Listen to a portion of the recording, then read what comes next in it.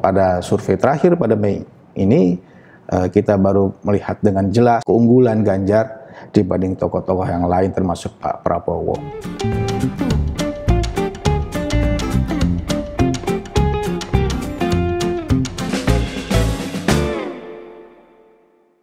Selamat datang di Saiful Mujani Research and Consulting TV. Hari ini kita akan membahas temuan survei nasional SMRC terakhir yang dilaksanakan pada tanggal 10 sampai 17 Mei 2022. Nah, di antara temuan-temuan penting yang ingin kita sampaikan itu mencakup tren dukungan terhadap partai politik, lalu terhadap calon-calon presiden, lalu kita juga ingin melihat perbandingan antara dukungan terhadap tokoh terkuat saat ini dibandingkan dengan tokoh terkuat dan potensial pada pemilu 2014 yang lalu untuk melihat prospek masing-masing. Lalu kita juga akan melihat efek dari kinerja pemerintah terhadap partai politik dan terhadap calon-calon presiden. Hari ini bersama kita sudah ada Mas Denny Irvani, Direktur Research SMRC, yang akan menyampaikan temuan-temuan survei tersebut dan akan sekaligus menyampaikan analisisnya terhadap data-data yang kita peroleh. Selamat sore Mas Denny. Selamat sore Mas Abbas. Terima kasih sudah menyempatkan waktu untuk menyampaikan temuan survei terakhir kita. Dan barangkali Mas Denny bisa sampaikan kepada pemirsa sebagai pertanggungjawaban akademik kita terkait metodologi survei kita. Silakan Mas Denny. Terima kasih Mas Abbas. Pemilihan umum dan pemilihan presiden tahun 2024 itu akan dilaksanakan kurang dari 2 tahun lagi dari sekarang. Waktu yang tidak terlalu panjang. Berdasarkan pengalaman kita selama ini, dukungan publik kepada partai politik dan juga calon-calon presiden sudah bisa dibaca, bahkan dalam periode yang lebih panjang. Karena itu kita ingin mengetahui bagaimana preferensi masyarakat terhadap partai politik. Apakah ada perubahan peta kekuatan partai dibanding pemilu sebelumnya, kemudian juga siapa tokoh yang mendapat dukungan lebih baik sebagai calon presiden dari sisi keinginan pemilih. Ya.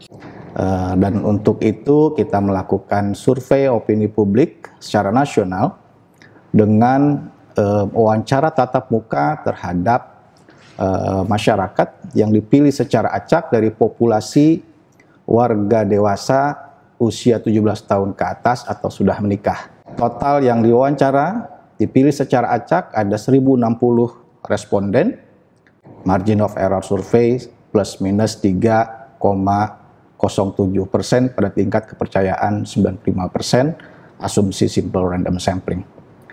Dan setiap melakukan survei kita pasti akan melakukan validasi dari sampel yang kita peroleh dengan cara membandingkan karakteristik demografi sampel dibanding populasi dari sisi gender, desa kota, usia, agama, etnis, pendidikan, dan juga wilayah. Kita tidak menemukan ada perbedaan yang jauh antara karakteristik sampel dengan populasi. Dengan demikian kita yakin temuan-temuan kita dalam survei ini bisa menggambarkan keadaan populasi pemilih secara nasional. Baik, terima kasih Mas Denny. Saya kira itu gold standard dalam studi ilmu sosial dan terutama tentang perilaku pemilih di dalam tradisi ilmu politik. Baik, kita bisa mulai dengan mungkin Mas Denny bisa jelaskan soal peta kekuatan partai politik terakhir sejak pemilu 2019 yang lalu. Baik, kita lihat sama-sama di sini hasil survei terbaru ya yang dilakukan pada bulan Mei 2022 ini. Jika pemilu diadakan pada saat survei pada bulan Mei, kita peroleh informasi bahwa Partai Demokrasi Indonesia Perjuangan mendapat dukungan yang paling besar, yaitu 23,7%. Disusul Gerindra 9,2%, yang hampir sama dengan Golkar 8,3%, lalu ada PKB 6,2%, Demokrat 5,7%, PKS 2,5%, Nasdem 2%, dan lain-lain, partai-partai yang lain mendapat dukungan di bawah 2%, dan masih ada 35,6% yang belum tahu atau belum menjawab. Di sini kita lihat kekuatan partai, kalau kita bandingkan dengan pemilu 2019, itu tidak mengalami perubahan yang berarti. Yang paling tinggi ada masih PDIP, itu kita sebut di klaster pertama, ya. Sendirian di atas, lalu klaster yang kedua ada Gerindra dan Golkar dengan dukungan 8-9%, di klaster ketiga PKB dan Demokrat 5 atau 6%, klaster keempat PKS, Nasdem, PAN, dan P3 dukungan di atas 1%, kemudian klaster kelima di bawah 1% adalah partai-partai non-parlemen. Kalau kita lihat trennya, Partai Demokrasi Indonesia Perjuangan itu mengalami kenaikan dibanding hasil pemilu 2019 ya. 2019 PDIP mendapat 19,3%, naik menjadi 23,7%. Sementara partai-partai yang lain, Golkar, Gerindra di sini terlihat tidak mengalami perubahan atau kenaikan, bahkan cenderung menurun. Begitupun dengan partai-partai yang lain yang ada di parlemen, tidak mengalami kemajuan. P3, PAN juga demikian, hanya PDIP yang terlihat mengalami kemajuan dibanding 2019. Baik, terima kasih Mas Denny. Kita lanjut ke topik berikutnya yang paling banyak diperbincangkan oleh masyarakat, jadi soal tokoh-tokoh yang paling potensial menjadi calon presiden saat ini, dan ke arah mana sih sebetulnya dukungan warga Indonesia sejauh ini? Ya, untuk mengetahui preferensi publik terhadap calon-calon presiden, kita melakukan pengukuran melalui berbagai simulasi pertanyaan. Yang pertama kita sebut dengan simulasi terbuka atau top of mind. Dalam simulasi ini siapapun bisa masuk namanya, dan kita peroleh Ganjar Pranowo berada di urutan teratas dengan dukungan 14,2%, berikutnya atau hampir sama dengan Prabowo Subianto 13,4%, selisih hanya sekitar 1%, tidak signifikan.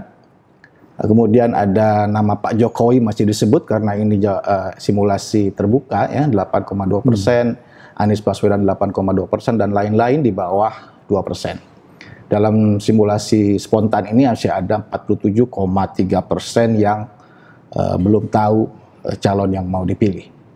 Nah, untuk mengelaborasi lebih lanjut, kita juga menanyakan pertanyaan kepada Presiden dengan bentuk semi terbuka, dengan menunjukkan daftar nama, ada 42 nama, mempertimbangkan nama itu adalah tokoh-tokoh partai, ketua-ketua partai politik, kemudian nama-nama yang banyak disebut di masyarakat, termasuk di media massa, sehingga ini adalah simulasi yang cukup inklusif. Dan kalaupun ada nama tokoh lain yang tidak ada dalam daftar, kalau memang tokoh itu kuat, maka tokoh itu akan muncul di kolom lainnya.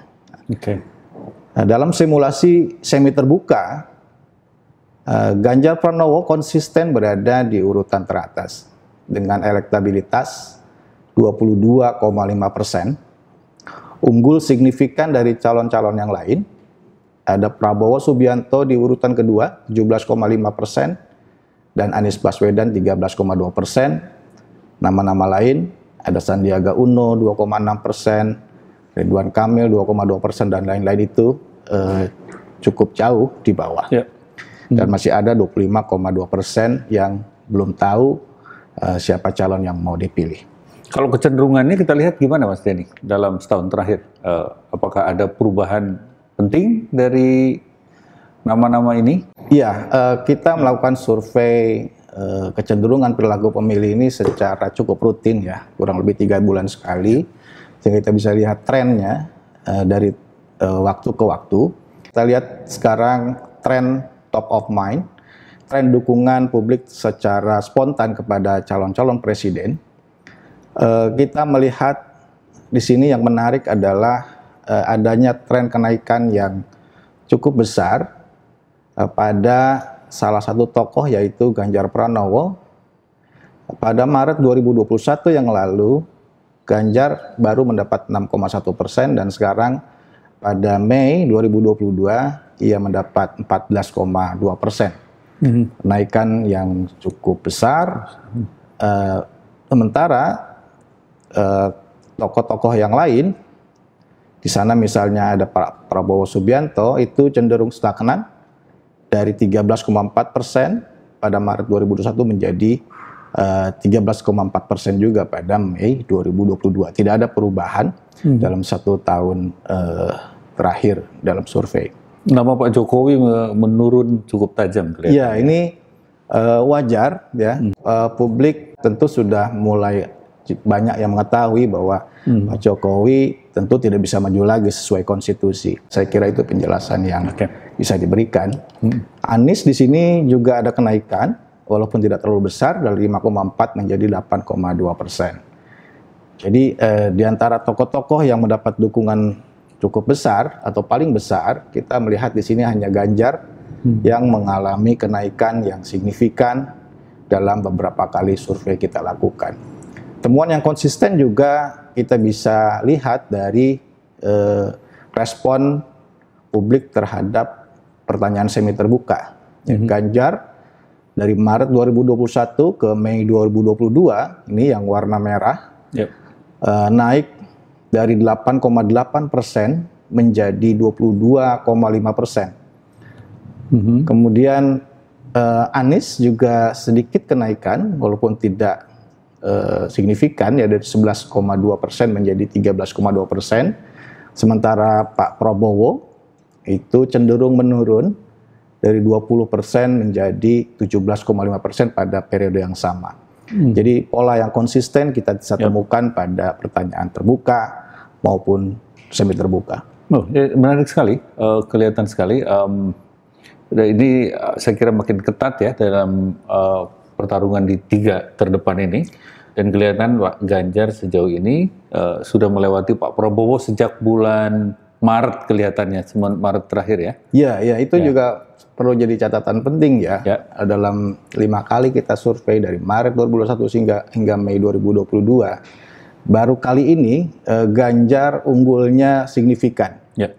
Pada Maret memang beliau sedikit di atas, 18,1%, di atas Prabowo yang 17,6%. Tapi secara statistik itu perbedaan yang tidak signifikan. Kalau sekarang pada Mei terakhir, survei terakhir pada Mei 2022, selisihnya sekitar 5%. Secara statistik itu signifikan. Kita bisa yakin bahwa saat ini atau ketika survei Mei, publik memang memberikan dukungan yang lebih besar kepada Ganjar dibanding Pak Prabowo. Baik, menarik, Mas Dede. Nah, sekarang kita melihat data kita itu menunjukkan Pak Ganjar leading ya di dalam simulasi ini. Dan kita bisa lihat juga mungkin dalam simulasi yang lebih sedikit ya, mungkin 3 nama atau 2 nama, seperti apa perbedaan dari dukungan terhadap 3 tokoh tersebut? Iya. Tadi kita sudah lihat ada 3 nama ya yang mendapat dukungan paling besar. Pertama Ganjar, kemudian Prabowo, dan Anies dalam simulasi semi terbuka dan terbuka. Tetapi dalam pemilihan presiden tentu yang bersaing bukan banyak nama seperti itu. Kalau yang maju hanya 3 nama itu, 3 nama yang dapat dukungan terkuat itu, bagaimana peluangnya? Dalam hal ini kita membuat simulasi pertanyaan pilihan tertutup terhadap 3 nama. Jika pemilihan presiden dilakukan saat survei, siapa yang akan dipilih oleh pemilih di antara 3 nama tersebut? Kalau hanya 3 nama ini yang bersaing, Ganjar Pranowo mendapat dukungan 30,3%, berada di atas. Kemudian Prabowo 27,3%, dan yang terakhir Anies Baswedan 22,6%, dan ada 19,9% yang belum tahu. Artinya konsisten dalam simulasi banyak nama tadi, kemudian dikerucutkan menjadi 3 nama, Ganjar masih unggul dibanding Prabowo dan Anies. Kita lihat di sini tidak ada yang mayoritas mutlak ya dalam simulasi 3 nama ini. Paling tinggi 30,3% Pak Ganjar, memang paling tinggi, tetapi untuk bisa memenangkan pemilihan presiden sesuai dengan undang-undang harus 50% plus. Jadi kalau situasi seperti ini tentu harus ada putaran kedua. Kalau yang maju putaran kedua misalnya adalah Ganjar melawan Anies Baswedan, maka kita peroleh di sini Ganjar masih konsisten unggul atas Anies 39,9%, Ganjar, kemudian Anies mendapat 34,5%. Dan kalau yang maju ada 2 nama, yaitu Prabowo dan Anies Baswedan. Ganjar tidak ikut bersaing, gitu. Prabowo 37,8, Anies Baswedan 32,9, sedikit di atas Pak Prabowo, tetapi kita perlu lihat juga masih ada 29,3% yang belum memutuskan pilihan, dan itu bisa pindah pada masing-masing calon. Dan Ganjar melawan Prabowo Subianto, Ganjar 38,4, Prabowo 36,6. Nah, ada trennya juga kita bisa lihat bahwa dalam 5 bulan atau 6 bulan terakhir, dari Desember 2021 ke Mei 2022, Ganjar cenderung stagnan melawan Prabowo dalam head to head, tetapi Pak Prabowo malah justru turun dari 43,2 menjadi 36,6%, sehingga Ganjar justru dalam posisi saat ini dalam persaingan dengan Pak Prabowo lebih baik. Begitupun tren pada Ganjar melawan Anies, Ganjar cenderung naik dari 36,3 menjadi 39,9, sementara Anies dalam 6 bulan terakhir dalam persaingan head to head dengan Ganjar cenderung menurun signifikan dari 41,1 menjadi 34,5%. Baik, Mas Denny, kita memiliki data longitudinal yang cukup kaya. Kita punya data misalnya tahun 2012 menjelang pemilu 2014. Lalu kita juga sudah punya dari data 2022 mendekati 2024. Dan kita tahu bersama kalau di 2014 itu kan tidak ada calon presiden petahana terbuka, seperti juga nanti di pemilu presiden 2024 juga terbuka. Nah, dari data longitudinal kita, bisakah kita bandingkan sekuat apa dukungan publik terhadap calon Pak Jokowi saat itu sebagai kandidat potensial, dan juga ke Pak Ganjar Pranowo yang potensial untuk 2024. Baik, memang menarik ya kalau kita bandingkan pemilu atau pemilihan presiden 2024 mendatang dengan pemilu 2014, itu memiliki karakteristik yang sama, tidak ada petahana yang bisa maju lagi. Pada 2014 Pak Jokowi terpilih sebagai presiden. Kita ingin bandingkan atau melihat pengalaman Pak Jokowi dulu menjelang 2014, seberapa kuat dukungan publik pada Pak Jokowi menjelang pemilihan presiden 2014, dan kita bisa bandingkan kondisinya dengan elektabilitas Ganjar Pranowo yang sekarang mendapat dukungan cukup atau paling besar di antara tokoh-tokoh yang lain. Dan kebetulan 2 nama ini juga berasal dari kubu politik yang sama-sama dari PDI Perjuangan, bahkan secara wilayah juga sama-sama dari Jawa Tengah. Karena itu menarik kalau kita bisa bikin perbandingan 2 nama tokoh tersebut pada 2 situasi pemilihan presiden menjelang 2014 dan menjelang 2024. Kita lihat di sini sekitar 3 tahun menjelang pemilihan umum atau pemilihan presiden 2014, yaitu pada survei Juli 2011, Pak Jokowi saat itu sama sekali belum mendapat dukungan dari publik secara spontan. Jadi 3 tahun menjelang pemilihan presiden 2014, belum ada masyarakat yang mendukung Pak Jokowi sebagai presiden. Kemudian bandingkan dengan Ganjar Pranowo pada periode yang sama, 3 tahun menjelang pemilihan presiden 2024, yaitu pada survei Maret 2021, Ganjar mendapat 6,1%. Pada Mei 2022, pada survei terakhir ini, Ganjar secara top of mind mendapat 14,2%. Itu posisi sekitar 2 tahun menjelang pemilihan presiden mendatang. Nah, pada periode yang sama menjelang 2014, Pak Jokowi pada survei Oktober 2012 hanya mendapat dukungan 0,6%. Artinya apa? Kalau dibandingkan dengan Pak Jokowi, start Ganjar itu lebih baik. Pak Jokowi mulai dari nol pada 3 tahun menjelang pemilihan presiden 2014, kemudian bisa terpilih sebagai presiden pada 2014.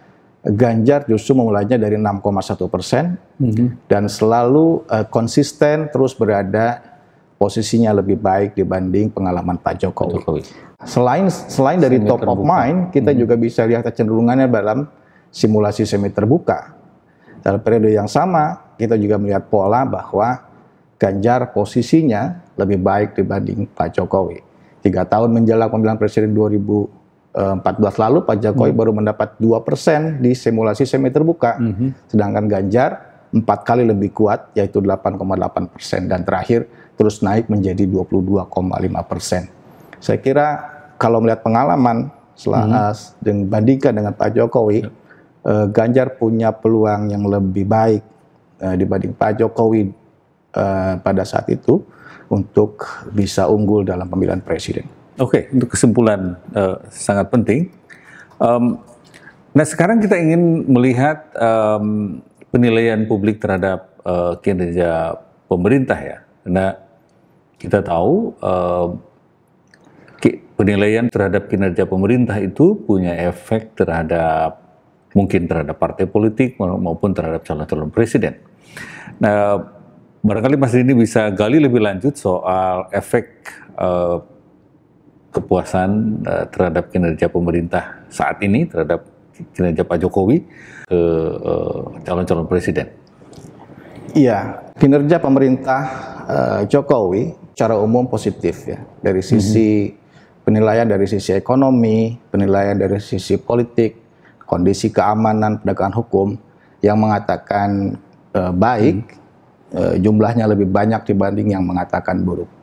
Dan secara lebih spesifik kita juga menanyakan kinerja atau kepuasan atas kinerja Presiden Jokowi sebagai presiden secara umum, kinerja pemerintah menanggulangi COVID, kinerja pemerintah dan dalam pemulihan ekonomi, itu juga menunjukkan hasil yang positif, artinya yang mengatakan puas jauh lebih banyak dibanding yang mengatakan tidak puas. Yang puas dengan kinerja presiden mencapai 73,9%, dan yang tidak puas hanya 24,3%. Yang puas dengan kinerja pemerintah menanggulangi COVID mencapai 72%, yang tidak puas 25,9%. Jadi ini cukup tinggi ya, tingkat kepuasan ini? Ya, saya kira cukup tinggi. Kalau dibandingkan dengan temuan pada Maret yang lalu, mengalami kenaikan ya, saat itu baru. Saat itu hanya 60-an% Pak Jokowi. Dan kondisi yang positif ini, penilaian yang positif ini, efeknya seperti apa terhadap partai politik maupun calon-calon presiden. Saya kira itu yang penting untuk kita lanjutkan. Kita melakukan analisis cross tabulasi untuk menjawab pertanyaan itu, meng-cross dukungan terhadap partai politik berdasarkan evaluasi atas berbagai kondisi dan kinerja pemerintah. Kita melihat di sini bahwa Partai Demokrasi Indonesia Perjuangan mendapat dukungan yang lebih tinggi pada kelompok pemilih yang menilai positif terhadap kondisi ekonomi, kondisi politik, dan kondisi keamanan. Semakin baik kondisi-kondisi tersebut dinilai oleh publik, semakin besar dukungan pada PDI Perjuangan. partai-partai lain atau partai-partai koalisi pemerintah yang lain terlihat tidak terlalu banyak mengambil keuntungan dari kinerja presiden yang positif. Kemudian juga kinerja presiden secara umum itu juga terlihat bahwa PDI Perjuangan mendapat insentif lah dari positifnya kinerja Presiden Jokowi dan pemerintahan Jokowi sejauh ini. Dukungan pada Partai Demokrasi Perjuangan lebih tinggi pada mereka yang mengatakan atau menilai puas atas kinerja presiden dibanding yang tidak puas. Gerindra ini menarik ya, walaupun Gerindra ada di koalisi pemerintah saat ini, namun polanya malah berbalik. Ya. Dukungan pada Gerindra malah kuat pada mereka atau kelompok masyarakat yang tidak puas terhadap Jokowi.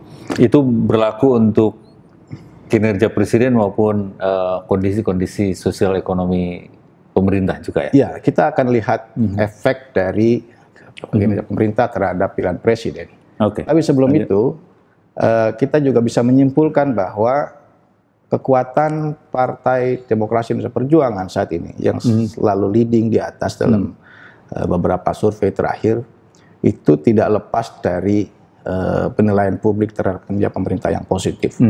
Karena kinerja pemerintah dinilai positif, maka wajar jika PDI Perjuangan masih terus berada di atas. Kemudian bagaimana efeknya terhadap calon presiden? Nah ini juga perlu menarik kita diskusikan. Jokowi tidak bisa maju lagi, maka kita ingin tahu apa efek dari kinerja pemerintah Jokowi terhadap calon presiden.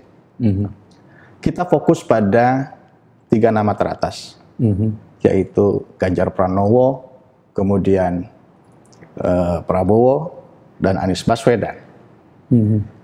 Kita lihat pola di sini, ada gradasi yang cukup jelas bahwa semakin positif penilaian terhadap berbagai kondisi, ekonomi, politik, keamanan,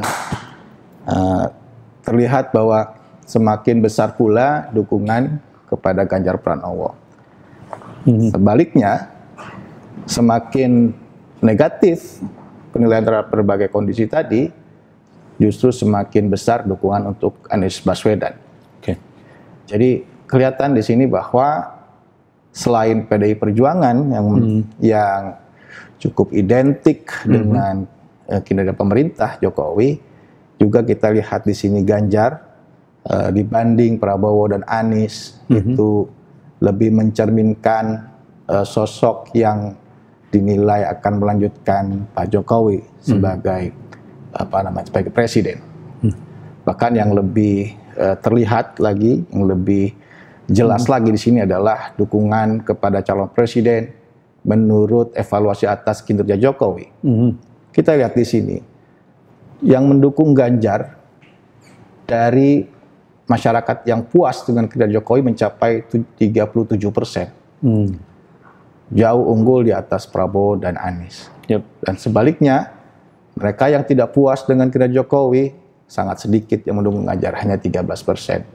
Mereka yang tidak puas itu lebih banyak ditarik oleh Anies Baswedan 33%, yang hampir sama dengan elektabilitas pada Pak Prabowo, yaitu 32% pada kelompok pemilih yang tidak puas. Jadi lagi-lagi ini menunjukkan bahwa kinerja pemerintah Jokowi itu dipersepsikan atau berhubungan secara positif dengan elektabilitas Ganjar Pranowo. Jadi Ganjar saya kira secara umum dinilai oleh publik sebagai sosok pelanjut dari Pak Jokowi. Oke, baik. Terima kasih Mas Denny. Bisa tolong simpulkan kira-kira poin-poin penting apa yang bisa digarisbawahi oleh masyarakat mengenai kondisi politik terakhir kita, terutama dukungan terhadap partai politik dan dukungan terhadap calon-calon presiden di 2024 nanti. Ya, baik. Jadi dari penjelasan tadi, kita bisa simpulkan tidak ada perubahan yang signifikan pada peta kekuatan partai politik dari sisi urutan Klaster pertama masih PDI Perjuangan, kemudian yang kedua masih Gerindra bersama Golkar, klaster ketiga PKB dan Demokrat, keempat PKS, Nasdem, PAN, dan P3, dan klaster kelima partai-partai non-parlemen. Dan keunggulan PDIP secara signifikan ini berkaitan dengan sentimen positif terhadap Presiden Jokowi dan kinerja pemerintah.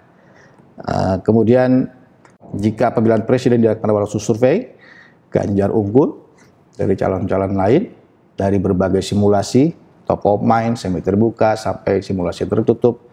Kita melihat ada konsistensi di mana Ganjar unggul atas calon-calon lain, terutama pada dua nama terkuat, yaitu Prabowo dan Anies. Bahkan pada survei terakhir pada Mei ini, kita baru melihat dengan jelas keunggulan Ganjar dibanding tokoh-tokoh yang lain termasuk Pak Prabowo. Keunggulan Ganjar itu berkaitan dengan kinerja pemerintah. Begitupun dengan keunggulan Partai Demokrasi Indonesia Perjuangan. Dan karena kinerja pemerintah secara umum dinilai positif, maka kita juga melihat Partai Demokrasi Indonesia Perjuangan terus berada di atas dalam beberapa survei terakhir, dan Ganjar mengambil keuntungan dari positifnya kinerja pemerintahan Jokowi. Kalau kita bandingkan dengan pengalaman menjelang 2014, posisi Ganjar terlihat lebih baik dibanding Pak Jokowi, startnya lebih baik begitu. Kalau Jokowi bisa unggul start dari nol 3 tahun menjelang pemilihan presiden 2014, saya kira kalau dibandingkan dengan Pak Jokowi, Pak Ganjar justru punya peluang yang lebih besar menjelang 2024 nanti. Baik, terima kasih Mas Denny. Demikian presentasi temuan survei nasional SMRC terakhir, dan tentu saja karena kondisi politik kita akan terus dinamis sampai 2024 yang akan datang, kita akan melanjutkan survei-survei periode kita dalam beberapa bulan ke depan, sehingga berbagai perubahan arah dukungan masyarakat bisa terus kita monitor.